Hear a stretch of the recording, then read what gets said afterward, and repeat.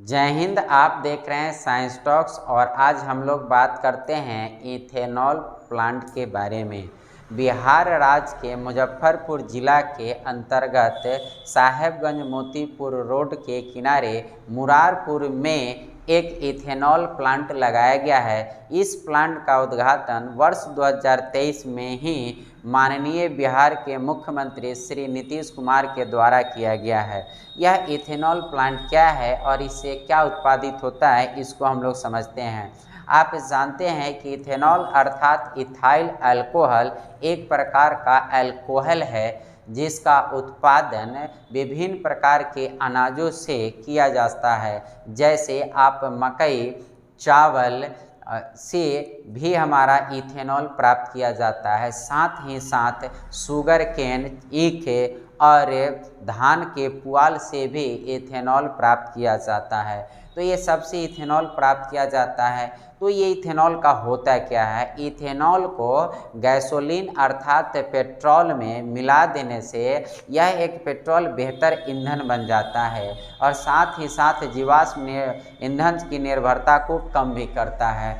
तो इथेनॉल एक प्रकार का बायो एनर्जी है, जैव ऊर्जा है, जिसकी उत्पत्ति हम क्या करते हैं, विभिन्न प्रकार के खाद्य पदार्थों से, खाने योग्य पदार्थों से, उदाहरण के तौर पे ईख, मक्का, धान और धान के क्या कहते हैं पुआल जैसे चीज़ों से प्राप्त करते हैं। और इस इथेनॉल को प्राप्त करके अर्थात इथाइल अल्कोहल और इथेनॉल दोनों एक ही चीज़ है। इथेनॉल IUPAC नेम हो गया और इथाइल अल्कोहल कॉमन नेम हो गया। जैसे नमक हम लोग बोलते हैं और सोडियम क्लोराइड हम लोग अपने में नमक बोलते हैं, कहीं पर साल्ट बोला जाता है, जबकि रसायन शास्त्र में इसको सोडियम क्लोराइड बोला जाता है।